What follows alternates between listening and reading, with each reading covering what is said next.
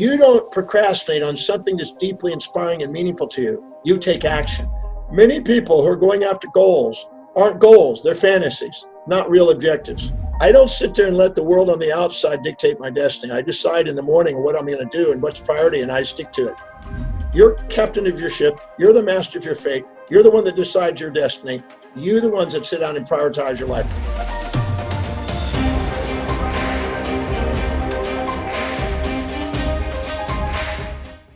Procrastination, that is one word which I believe has stopped many people from actually achieving their goals.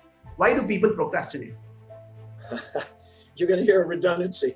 When we live by our highest values, we spontaneously act. We don't have phobias. We're objective, and we're setting real objectives. And objectivity means even-minded, balanced-minded. But when we're trying to live by lower values because we're trying to please people on the outside and try to be somebody we're not, and injecting things out of conformity, our immediate gratification wants us to look for a pleasure to avoid a pain and look for fantasies. The moment we look for a fantasy, our brain automatically sets up a phobia, an anxiety, a doubt, an uncertainty to make us stop because we're going after fantasies. You don't procrastinate on something that's deeply inspiring and meaningful to you. You take action. But when you're going after things that you think are important that aren't really important, that's when you end up procrastinating. And when you're living by your highest values, and because the executive center comes online, you set goals with strategic plans. You use your foresight to think of all the things that could go, that could be obstacles. You solve them in advance. You take away the risks. You're ready for them. You already solved them in advance, and you take action. But when you go after fantasies, you don't want to look at the negatives. You only want to look at the positives, and you're not prepared for it. So your brain has to bring up the negatives and hesitate you because you're going after something that's not truly meaningful. Many people who are going after goals aren't goals, they're fantasies, not real objectives. And entrepreneurs go out there and they start businesses with fantasies, and they project their values onto society and not meet really people's needs. They're not really finding people that have demands, and then they run up pushing uphill their product, service, or ideas to try to get sales. And then they wonder why they have anxieties and fears and they don't have sales, and then they bang their head against the wall. But they set real goals that meet real people's needs, that really inspire you, that has a strategic plan, and you think them through. You couldn't be doing what you're doing without a thought, without a plan. And if you think those through and you make sure you go through it until you have certainty, there's a liberation from the hesitation, procrastination, and frustrations, and you get into discipline, reliability, and focus. That was such deep insights. I hope you guys are getting it. It's pure gold. And I want you guys to type in the comment box, the next one, Dr. John D. Martin. I think we had this conversation in Chennai after the event was over. And when we said, because I know you were featured in the secret video. And during the conversation came up that law of attraction is just one piece of the puzzle. The other things people really need to do to really become successful. Can you tell what other laws people need to really work on? Well, when you're living by what is truly highest on your value, the pulvinar nuclei, which is a subcortical area of the brain, filters and gates information from your senses to selectively grab information that is most conducive to achieving what you set out for. So if you're setting a goal that's aligned with your highest values, you literally have a selected biased attention on all of the things in the environment that allow you to get what you want, and you filter out things that are not clear. But if you're trying to live by lower values, that area of the brain doesn't light up. And so you basically are not filtering. You're bombarded by stimuli that's confusing, and you're not filtering it, and you're not seeing the synchronicities that surround you. So by prioritizing your life and living by truly highest priority and mastering the art of delegating lower priority things, prioritizing your life is another law. Delegating all things that are not inspiring to you, because you can't live an inspired life doing low priority things. Low priority things devalue you, and so the world devalues you. High priority things value you, and so the world values you. And don't expect the world to value until you value you. And the way you know you value is by living by priority. And the way you know you devalue yourself is by doing things low in your priority. And then make sure that when you're dealing with money, that you make sure that you're meeting other people's highest priorities, their dominant buying motive. When you do, they automatically want to buy. Then you take a portion of it and you put it into savings and investments, and you start buying assets that go up in value. That way you put your money into things that are high in value. So you end up doing your work, not because you have to, but because you love to. The purpose of financial independence is to liberate yourself from doing work because you have to and doing it because you love to, because you're a master of the money, not a slave. Wow. This is one topic we can really dwell in, but I want to ask you this question. I know you've researched a lot about people who are successful and millionaires. You've done a lot of research.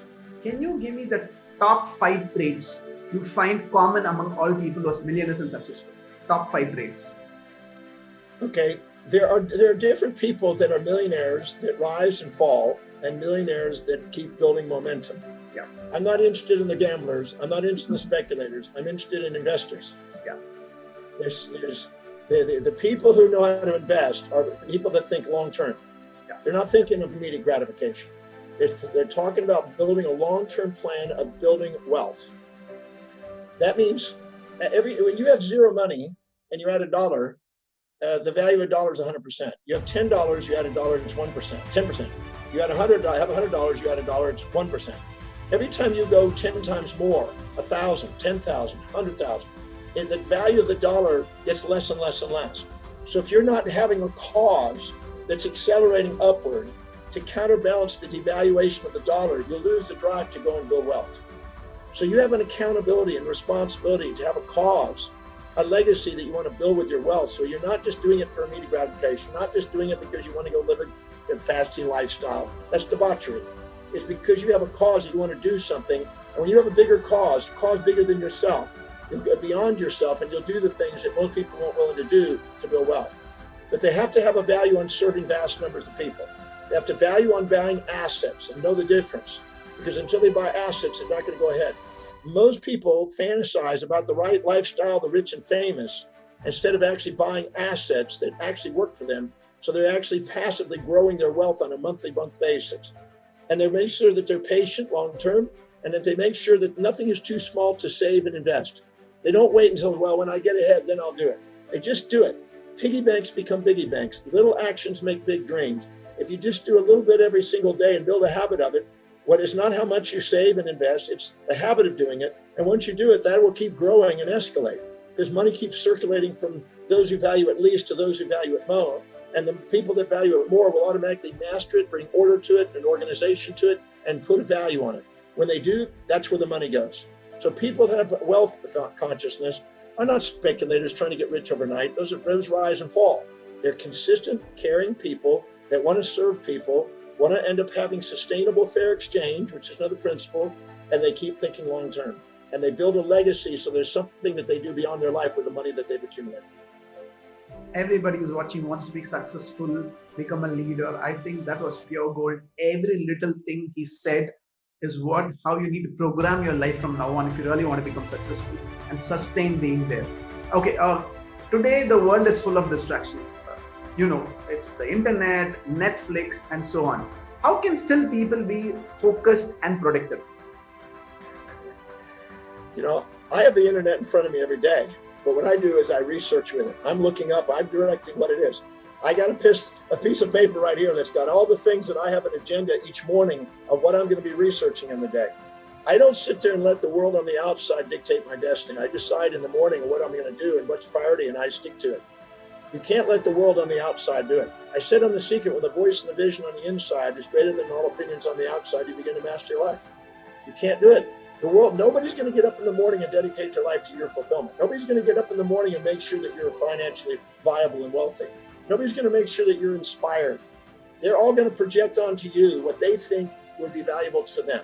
So if you let the outer world dictate what you do every day, there's no way you're going to have an inspired, fulfilled, and magnificent life. You have to decide. You're captain of your ship. You're the master of your fate. You're the one that decides your destiny. You're the ones that sit down and prioritize your life. The people that do go to their executive center become leaders. The people who don't bitch about their life and become followers.